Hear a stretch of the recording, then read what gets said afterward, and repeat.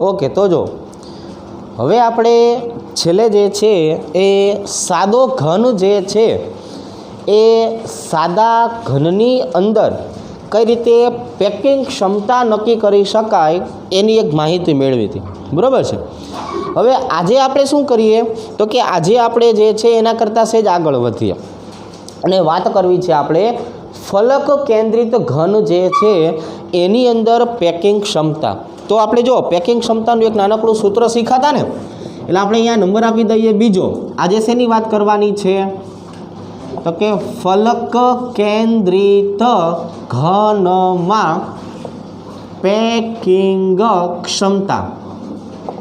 હવે આ જે ફલક કેન્દ્રિત ઘન જે છે એમાં પેકિંગ ક્ષમતાની જો આપણે વાત કરીએ તો ફલક કેન્દ્રિતનો મતલબ શું થશે તો કે આપણે એફસીસી તરીકે ઓળખતા હતા, ફેઝ સેન્ટર ક્યુબિક। હવે સાથે સાથે જે હેક્ઝાગોનલ જે છે એ હેક્ઝાગોનલની જો આપણે વાત કરીએ હેક્ઝાગોનલ ક્લોઝ પેકિંગ અથવા તો આનું બીજું નામ છે ક્યુબિક ક્લોઝ પેકિંગ। તો આ બંનેની અંદર જે છે એ જોવા મળતી જે બંધારણ જે છે એ એફસીસી જેવું જ છે। એનો પણ જે એનો પણ જે પરમાણુઓની સંખ્યા જે છે એ કેટલી છે તો કે 4 જોવા મળે છે। તો એફસીસીની સાથે સાથે જે છે એ એચસીપીનું બંધારણ પણ આપણે જોશું, મતલબ કે એની પેકિંગ ક્ષમતા જે છે એ કોના જેટલી જોવા મળવાની છે એફસીસી જેટલી જ। તો હવે સાંભળો, હવે આપણે વાત કરવાની છે ફલક કેન્દ્રિત ઘન જે છે એના વિશે। તો જે ફલક કેન્દ્રિત જે છે એમાં કઈ રીતના પરમાણુઓની ગોઠવણી થયેલી હોય પહેલાં એ શીખીએ। જો આપણી પાસે જે છે એ આ પ્રમાણે જે છે એ શું આવેલું હશે એકમ કોષ। આ એકમ કોષ જે છે એમાં ફલક કેન્દ્રિતનો મતલબ એવો થયો કે ગોળાઓ ક્યાં આવેલા હશે બાજુના ભાગે। ક્યાં આવેલા હશે બાજુના ભાગે। આપણે આ બાજુ એટલા માટે પસંદ કરશું કે એમાં આપણે બધા જ ગોળાઓની ગોઠવણીને વ્યવસ્થિત દર્શાવી શકાય। બરાબર છે। તો સાંભળો, હવે શું કર્યું આપણે તો કે અહીંયા જે છે એ ગોળાઓનું સેન્ટર જોઈ લઈએ। તો એક ગોળો જે છે એ આપણે અહીંયા ગોઠવી નાખશું, એક ગોળો જે છે એ આપણે અહીંયા ગોઠવી નાખશું અને એક ગોળો જે છે એ આ બેની વચ્ચે ગોઠવાઈ જશે। તો ટોટલ આપણને જે છે એ બાજુ પર કેટલા ગોળા દેખાય છે તો કે 3। કેટલા 3। હવે આ બાજુનો જે વિકર્ણ જે છે એને જોઈએ આપણે તો એ આવી રીતે મળશે। આની અંદર આપણને જે છે એ ત્રિજ્યા કેટલી જોવા મળશે એક અહીંયા, એક અહીંયા, એક અહીંયા અને એક અહીંયા। तो આજે બાજુનો આખે આખો વિકર્ણ જે છે એ વિકર્ણ કેટલી ત્રિજ્યા ધરાવે છે 4 ત્રિજ્યા ધરાવે છે। બરાબર છે। હવે જો આવું તો આપણે શીખી ગયા છીએ ને કે આ જે ભાગ છે એને ધારીની લંબાઈ શું કહેવાય a। તો સેમ વસ્તુ આ પણ એ જ થયું ને, ધારીની લંબાઈ એ જ થઈ ગઈ। બરાબર, આ પણ ધારી છે આ પણ ધારી છે। બરાબર છે। અને ચોથી ત્રીજી એકા।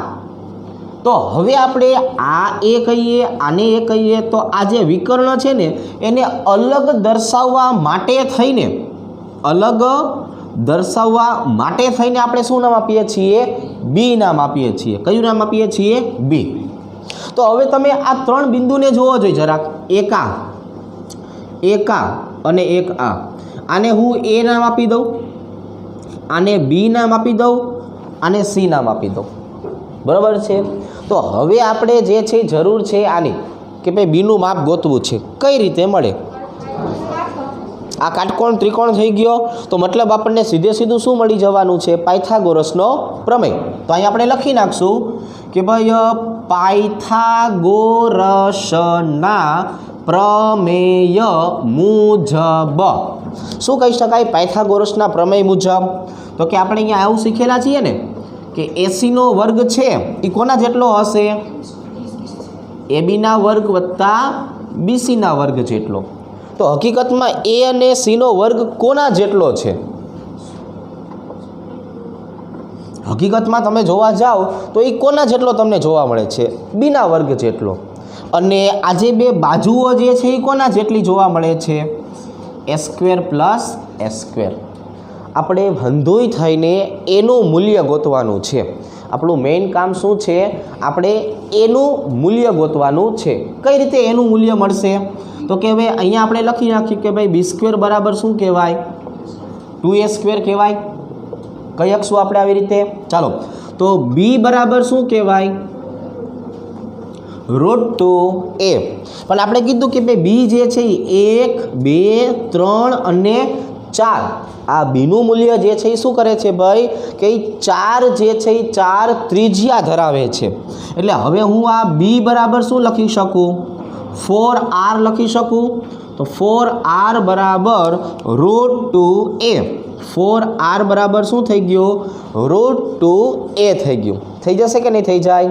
ચલો, તો હવે આના ઉપરથી મારે ધારીની લંબાઈ ગોતવાની થાય. આના ઉપરથી મારે જે છે એ ધારીની લંબાઈ એ ગોતવાની થાય. તો હવે તમે એનું મૂલ્ય દાંત કાઢીને લખાવી શકો. શું થશે? 4r/√2. આવું ન થાય? પણ આપણે આવી રીતે લખવું હોય તો વાંધો કંઈ નથી ને કોઈને, બરાબર? તો આપણે એનું મૂલ્ય શું લખ્યું? 4r/√2. આવું એટલા માટે લખાવરાયું છે ભાઈબંધ, કેમ કે આપણે હજુ સાથે સાથે કોની જરૂર પડવાની છે? એકમ કોષના કદની જરૂર પડશે. આપણને સાથે સાથે કોની જરૂર પડશે? એકમ કોષનું કદ. કદ એટલે કોણ? વી. વી એટલે કોણ? એ ઘન. તો હવે આના ઉપરથી આપણે એ ઘન નક્કી કરશું ને. ચાલો, એ ઘન કેટલો થશે? 64r/2 હવે આમાં કોઈને વાંધો ખરા? તો હવે આપણે કદની બદલે શું લખશું? 64r/2 બરાબર. શું કહેવાનું? 2√2 તમારા બેના દરજી એક જ છે. ચાલો, તો હવે આપણે જે છે એ જો આની વાત કરીએ તો આપણે શું કહી દઈશું કે આપણને વીનું મૂલ્ય પણ મળી ગયું છે, સાથે સાથે જે છે એનું મૂલ્ય પણ મળી ગયું છે. હવે આપણે પેકિંગ ક્ષમતાનું શું કરવાનું? સૂત્ર લખવાનું. શું થશે પેકિંગ ક્ષમતાનું સૂત્ર? પેકિંગ ક્ષમતા બરાબર n ગુણ્યા ગોળાનું કદ ગુણ્યા 100% અને છેદમાં એકમ કોષનું કદ થશે. આવી રીતે. ચાલો, હવે પહેલાં થોડી ઘણી માહિતી લખી નાખીને અહીંયા કે ભાઈ એફસીસી છે, તો એફસીસી માટે એનનું મૂલ્ય કેટલું હશે? 4 હશે. ગોળાની વાત કરીએ તો ગોળાનું કદ કોઈ પણ માટે કેટલું હશે? કે ભાઈ 4/3 πr/3 અને એકમ કોષનું કદ આપણને અહીંયા મળી ગયું છે. જેટલી કિંમત આપણે ભેગી કરી છે એ લખો. ચાલો, 4 ગુણ્યા 4/3 πr3 ગુણ્યા 100 આને ગુણ્યા 64r3 અને છેદનો છેદ ક્યાં જતો રહે? અંશમાં. એટલે અહીંયા શું આવી જશે? 2√2. હવે જેટલું આપણને સારું લાગે છે એટલાને આપણે છેદ ઉડાડી નાખશું. બરાબર છે? ચાલો, તો કઈ રીતે છેદ ઉડાડશું? આ 16 અને 64 વચ્ચે શું સંબંધ છે? 16 ચોખ્ખું ને 64. આ 2 અને આ 2 ઉડી ગયા એટલે અહીંયા કેટલા વધ્યા? 2. r3 cancel. આ 2 અને આ કેટલા વયા ગયા? 50. હવે ઘડી કર્યો. હવે પાઈની કિંમત કેટલી થઈ જશે? 3.14 એને ગુણ્યા 50 અને √2ની કિંમત એટલે છેદમાં. તો કેટલા ટકા જે છે એની પેકિંગ ક્ષમતા મળશે અને કેટલું તમને ખાલી સ્થાન મળશે? બરાબર. પૂર્ણાંક આંકડો કહેવાનો હંમેશા. તો આપણે એટલે આંકડો તમે ગમે એ કહો તો આપણે લખશું આટલું.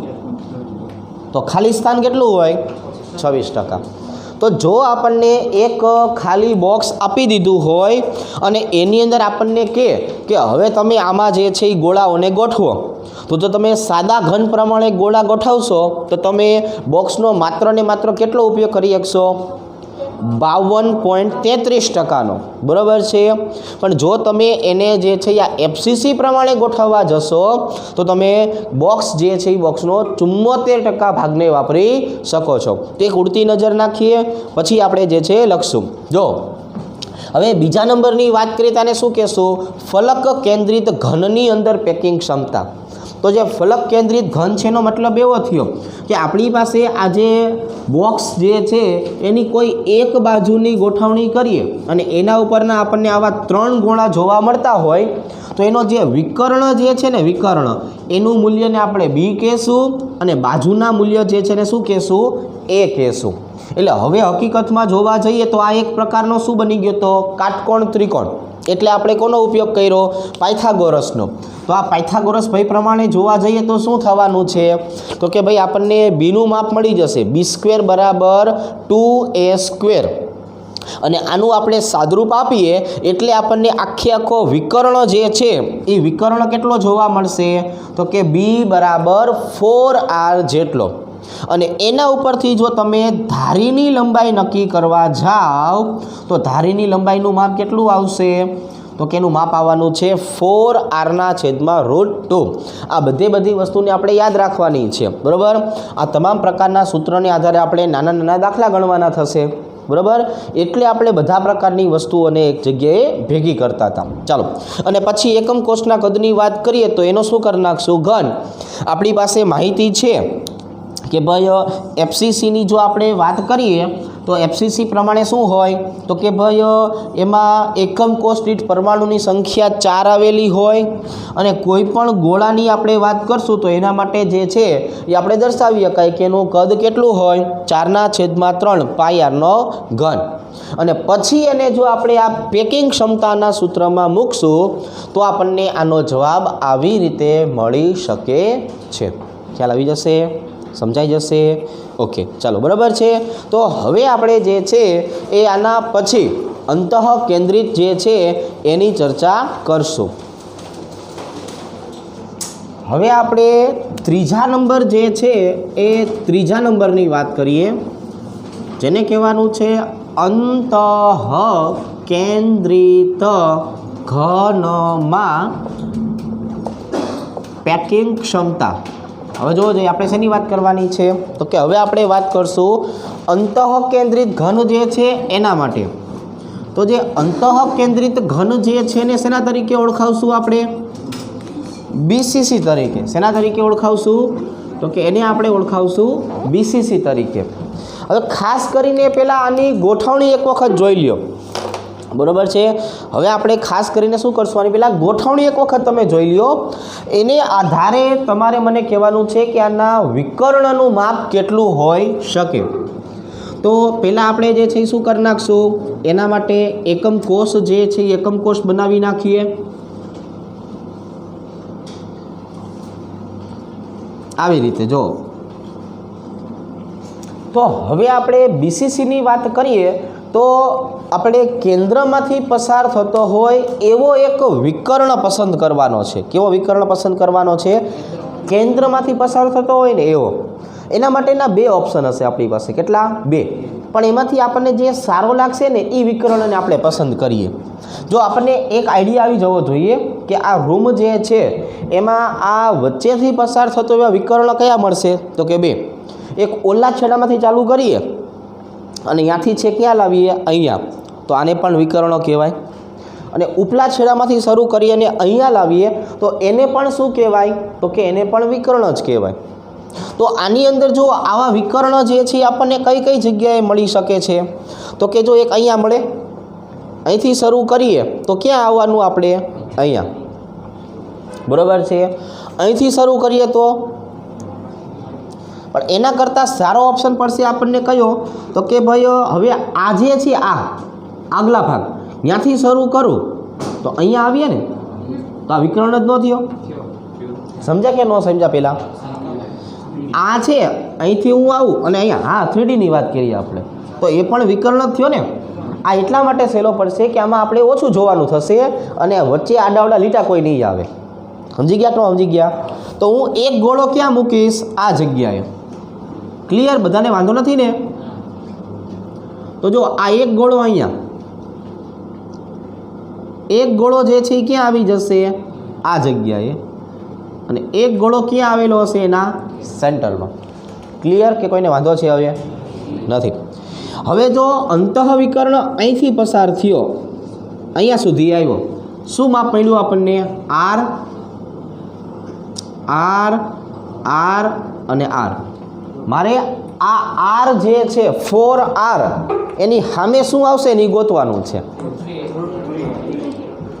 શું આવશે હવે કઈ રીતે આવશે એ પણ શીખીએ। જો આ થઈ ગયું બાજુનું માપ એ પણ આ વિકર્ણ ગોતવો હોય ને આપણે તો આપણે જરૂર શેની પડશે આની પણ પડશે બાજુના વિકર્ણની જરૂર પડશે। કોની જરૂર પડશે પંડ્યાજી બાજુના વિકર્ણની પણ જરૂર પડે કે ના પડે।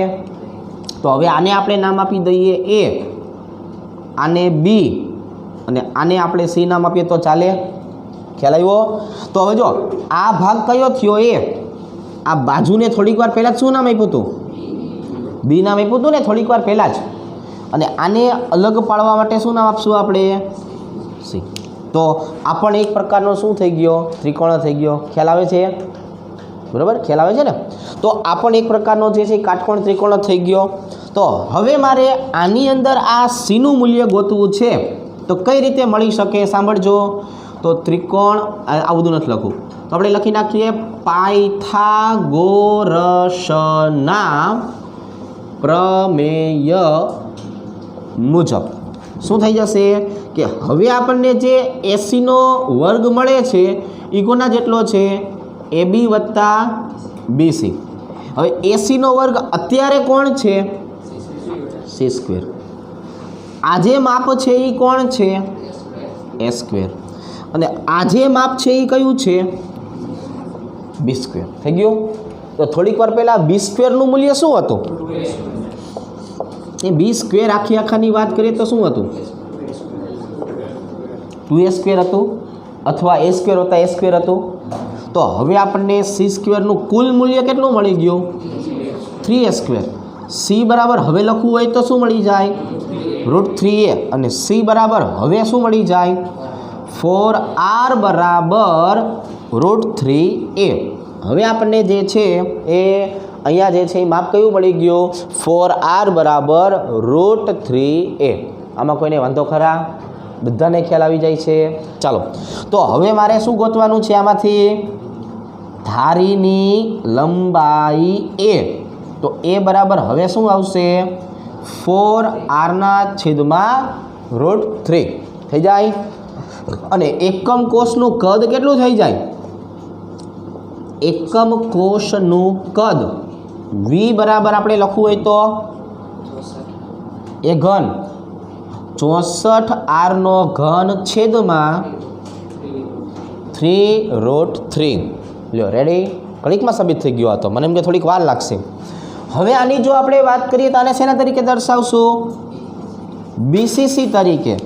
બીસીસીની અંદર જે છે એ એકમ કોષ દીઠ પરમાણુની સંખ્યા કેટલી હોય 2 અને કોઈ પણ ગોળાની આપણે વાત કરીએ તો ગોળાનું આપણને કદ કેટલું મળવાનું છે 4/3πr ઘન મળી જાય। ચાલો તો હવે આપણે આમના માટેની જે છે એ જો પેકિંગ ક્ષમતાની વાત કરીએ તો આમનું પેકિંગ ક્ષમતા જે છે એનું સૂત્ર શું થઈ જવાનું છે n ગુણ્યા ગોળાનું કદ એને ગુણ્યા 100% અને એના છેદમાં શું આવી જવાનું છે એકમ કોષનું કદ। તો અહીંયા આપણને જે છે એ ગોળાની સંખ્યા કેટલી મળી 2 અથવા એકમ કોષ દીઠ પરમાણુની સંખ્યા કેટલી મળી 2।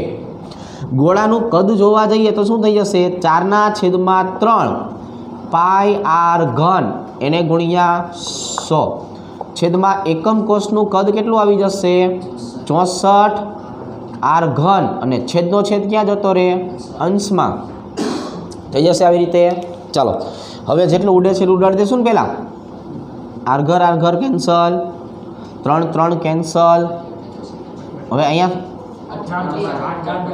આ બે ભેગું કરી નાખીએ અને અહીંયા ભેગું કરી નાખીએ એટલે કેટલા થઈ ગયા 8, અહીંયા આવી જાય 4, અહીંયા આવી જાય એટલે હજી ઉડી જતું હતું, અહીંયા કરી નાખીએ 25 અને અહીંયા કરી નાખીએ 2. હવે વધ્યું એટલું લખાવો જોઈએ મને, 1 પાઈ વધ્યું એટલે 3.14, 1 વધ્યું 25, √3 ની કિંમત અને આ છેદમાં 2.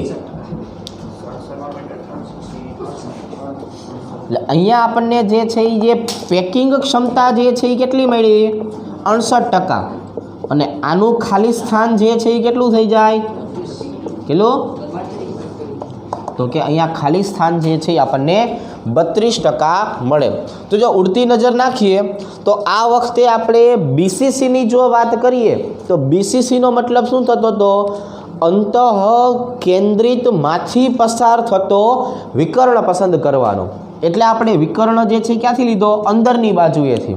એટલે આપણે એક બાજુ અને બાજુનો વિકર્ણ એ બેને આધારે, જો એક આ બાજુ અને અંદરની બાજુએ શું છે બાજુનો વિકર્ણ. હકીકતમાં આપણે કાટકોણ ત્રિકોણ આવું બનાવ્યું, પણ આ કાટકોણ ત્રિકોણ હતું કેવું, તો કે આ બાજુ હતી, આ જે છે એ બાજુનો વિકર્ણ, આ બાજુ પોતે અને આ અંદરનો.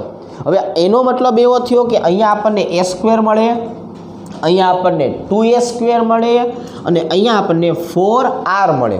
એટલે અંતે આપણને મળ્યું 4r બરાબર √3a.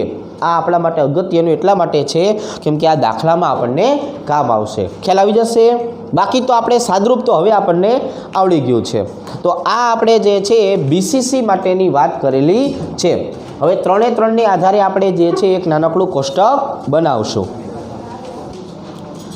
ચાલો, તો અહીંયા આપણે હેડિંગ શું મારી દઈશું, પેકિંગ ક્ષમતા. હવે આપણે પેકિંગ ક્ષમતા જે છે એ કેટલા ઘટકોમાં શીખ્યા, તો કે ભાઈ 3 પ્રકારના ઘટકોમાં શીખ્યા. એટલે અહીંયા જે છે એ લખી નાખશું આપણે પ્રણાલીનો પ્રકાર. એટલે આપણને 3 પ્રણાલી મળી જશે અહીંયા. ચાલો, હવે આપણે એના પછી પેકિંગ ક્ષમતાનું સૂત્ર તમે જો તો એમાં આપણને શેની જરૂર પડતી હતી, એનની. તો એનો મતલબ શું થયો, એકમ કોષ દીઠ પરમાણુ જે છે એ પરમાણુની સંખ્યા. ચાલો, એના પછી શેની જરૂર પડતી હતી, ગોળાનું કદ.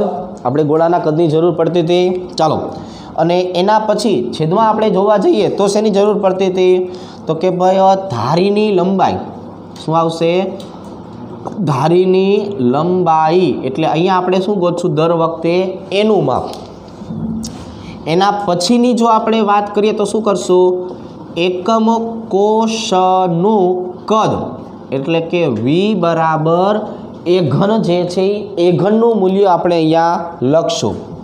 ત્યાર પછી આનો આપણે જે સાદરૂપ આપતા હતા, એટલે સાદરૂપ આપતા શું મળતું હતું આપણને, એની પેકિંગ ક્ષમતા જે છે એ મળતી હતી પર્સન્ટેજમાં. અને એના સિવાય ખાલી શું રહી જતું હતું, ખાલી સ્થાન. તો એ ખાલી સ્થાન પણ આપણને શેમાં મળતું હતું, પર્સન્ટેજમાં. રેડી. ચાલો, તો હવે આપણે જે છે એ ક્રમ નંબર 1ની વાત કરીએ તો એને આપણે શું કહેવાનું છે, સાદો ઘન. તો સાદા ઘનમાં પેકિંગ ક્ષમતા હોય એની વાત કરશું. બીજા નંબર ઉપર આપણે વાત કરવાની છે ફલક કેન્દ્રિત ઘન છે, એના માટે એને શું કહેવાનું છે, એફસીસી. પણ આના જેવી જ ગોઠવણી શેમાં જોવા મળતી હતી, હેક્ઝાગોનલ ક્લોઝ પેકિંગમાં અને ક્યુબિક ક્લોઝ પેકિંગમાં. પણ મૂળ આપણે એને એફસીસી તરીકે જોવાનું છે. અને ત્યાર પછી ત્રીજા નંબરની જો વાત કરીએ તો એને આપણે નામ શું આપ્યું હતું, અંતઃ કેન્દ્રિત ઘન, જેને આપણે બીસીસી તરીકે ઓળખાવી શકાય. ચાલો, રેડી. તો હવે આપણી પાસે જો એકદમ સરસ મજાનું જે છે એ કોષ્ટક તૈયાર થઈ ગયું. હવે આપણે આની અંદર જે છે એ બધી કિંમત મૂકતા જશું કે નહીં. એટલે કિંમતને આધારે જે છે એ આપણને એમસીક્યુ પણ ખ્યાલ આવી જશે. અને જો આપણે દાખલા ગણવાના થશે તો દાખલા ગણતા પણ આપણને આને જ આધારે આવડી જવાનું છે. હવે તમે બધી કિંમત જે છે એ કોષ્ટકમાં કઈ કઈ લખવાની છે મગજમાં યાદ કરતા થાવ. ત્યાં હું આની જે છે એ બોર્ડર બાંધી દઉં, બરાબર છે. ચાલો, તો કિંમત બધી તમને યાદ રહી ગઈ છે. હવે બોલો, એકમ કોષ દીઠ પરમાણુની સંખ્યા સાદા ઘનમાં કેટલી હોય? 1. ફલક કેન્દ્રિત હોય તો 4 અને અંતઃ કેન્દ્રિત હોય તો ચાલો 2. વાહ ભાઈ વાહ, સંપૂર્ણ માહિતી સાથે તમારો જવાબ સાચો છે. હવે તમને એક્સેલ વાપરતા આવડે છે? એક્સેલ હોય ને, Excel, Word, Excel, PowerPoint presentation, Outlook આવે, બરાબર છે? તો આ બધી વસ્તુ હોય. એમાં એક્સેલમાં શું કરશું? આ 3 ઉપર શું કરી નાખશું? આપણે ક્લિક કરશું અને પછી એને શું કરી નાખશું? Merge and centre. શું કરી નાખવાનું? મર્જ એન્ડ સેન્ટર, બરાબર છે? ચાલો, કોલેજ જઈને હું આવા ધંધા કરું છું. તો અહીંયા હવે જોવા જાઓ તો ગોળાનું કદ તો દરેક માટે કેવું હોય? એક જ સરખું. શું હોય? 4/3 પાઈ આર ઘન. થઈ ગયો. હવે ધારીની લંબાઈ, જ્યાં આપણે એ નથી લખતા, એ બરાબર શું આવે છે ને એ પાછું લખી નાખશું. એ નહીં લખવાનું. એ બરાબર શું આવશે? યાદ કરો. 2r. યાદ આવ્યું? સાદો ઘન હતો તો અહીંયા આપણને એનું મૂલ્ય શું મળતું હતું? 2 ગોળાની ત્રિજ્યા મળતું હતું. યાદ છે કે ભૂલી ગયા? યાદ છે. Very good. નકર જોઈ લેવાનું, કંઈ વાંધો નહીં. તો આપણને 2r મળતું હતું. કેટલું મળતું હતું? 2r. તો હવે 2r ની વાત કરીએ તો અહીંયા શું લખશું? 2r. પછી અહીંયા બાજુમાં છે ને એનો ઘન કરી જ નખાય, એટલે આપણે પાછું યાદ કરવાનું આવવું પડે. કેટલું થાય એકમ કોષનું કદ? 8r નો ઘન. ચાલો, ફલક કેન્દ્રિત હોય તો પહેલાં આપણે શું લખ્યું હતું? 4r બરાબર √2a. એટલે √2 ક્યાં આવી ગયું? છેદમાં. એટલે અહીંયા શું લખશું? 4r/√2. અને એના માટેનો જવાબ કેટલો હતો? 64r નો ઘન છેદમાં 2√2. બરાબર? 2√2. ચાલો, હવે એના પછીની વાત કરીએ તો અંતઃ કેન્દ્રિત ઘન છે. શું આવે? 4r/√3. અને આના માટેની વાત કરીએ તો 64r નો ઘન ભાંગ્યા 3√3. પછી સાદુરૂપ આપ્યું હતું. તો સાદુરૂપ જે છે એમાં પેકિંગ ક્ષમતા કેટલી મળતી હતી? 52.33%. પણ પાઈની કિંમત પૂરેપૂરી લ્યો તો પાઠ્યપુસ્તક પ્રમાણે આવશે 52.66%. કેટલી આવશે? 52.66. પાઠ્યપુસ્તકમાં કેટલું લખ્યું હોય? 52.66 લખ્યું હોય. કંઈ વાંધો નહીં, આપણે જે આવે એ લખીએ છીએ. નિયરલી ઇક્વલ ટુ કેટલા લખી નાખવા છે? કાંઈ નથી લખવું. હાલો, ખાલી સ્થાન કેટલું હોય? ખાલી સ્થાન 47.67. એટલે હું તમને એટલા માટે કહું છું પાઠ્યપુસ્તકવાળો આંકડો, કેમ કે તમારે કદાચ MCQ પૂછાણા હોય કે નહીં? બરાબર છે? 4 આપ્યું છે. ચાલો, હા 36 હશે, કંઈ વાંધો નહીં. તો તમારે આવા આંકડા કદાચ હોય અને આપણે લખેલો આંકડો આવો હોય તો એ બધું સરખું જ કહેવાય. પણ જો બે વસ્તુ ખાલી આપણે કીધેલી હોય તો તમને થોડુંક ધ્યાનમાં રહે. બરાબર છે? આનો જવાબ કયો જ હોય? લ્યો, રેડી? ચાલશે. હવે આપણે વાત કરીએ ફલક કેન્દ્રિતની. આમાં તો પૂર્ણાંક આંકડો જ આપ્યો છે ને? કેટલો આપ્યો છે? અને અહીંયા 26%. બરાબર? ચાલો, અને અંતઃ કેન્દ્રિતની આપણે વાત કરીએ તો અહીંયા પણ પૂર્ણાંક આંકડો જ છે. અને અહીંયા કેટલા વધે? ચાલો, તો આ જે કોષ્ટક જે છે કે નહીં, આને આધારે આપણને હવે તમામ પ્રકારના પેકિંગ ક્ષમતા આધારિત MCQ જે છે એ MCQ આવડશે. બરાબર? હવે હું તમને એક દાખલો જે છે એની રકમ લખી દઉં છું.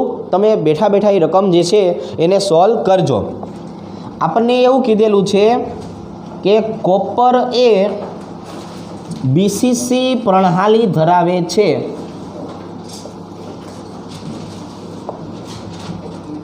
તો તેવા ઘટકની ત્રિજ્યા મેળવો. તો આપણને શું કીધું છે? તો કે ભાઈ તેવા ઘટક જે છે એની આપણે ત્રિજ્યા જે છે એ ત્રિજ્યા મેળવવાની છે. અને એકમ કોષની ધારીની લંબાઈ જે છે એ ધારીની લંબાઈ 360 પાઇકોમીટર છે. લ્યો, બરાબર. આ ખાલી તમને એક સેમ્પલ મેં આપ્યું, બરાબર છે. ચાલો તો આજે આપણે અહીંયા સુધી રાખીએ.